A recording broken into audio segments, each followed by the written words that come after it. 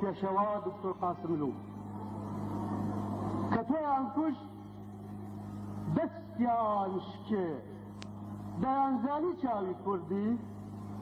دەیانزانی تۆ قەندیلی پیرە مەزرونی هەڵگوردی لەم دنیادا چ نەفامێ وا پێدەگا تۆ مردووی دژمنی داخ لە دڵ چاوی کوێر و ئەستۆی وردی لە کورد گەلێکی بێچاوە لە کێوانیش هەڵدەکەنرێن ئەی ڕابەری تێکۆشەران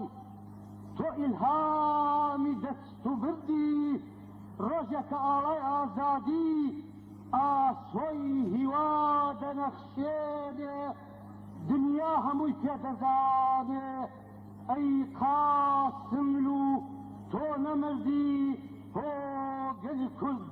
بابی خەبوو ستەمدی دە و زۆر لێکراو تۆ سیروانی کەف و کوڵی بوار نادەیت و بێ پردی هۆ پێشەوە هۆ قاسملوو هۆ ڕابەرێکی هەڵکەوت و چەمی ئەشکی شاعرێکی ئەم میلەتەم بۆ هاوردی خەڵکە من شیوەنمە خەڵکە من زاریمە منم دەگریم وەک ژیان منم دەگریم وەک ئینسان خەڵکە برا ڕۆ دەکەم خەڵکە هەزار بۆ دەکەم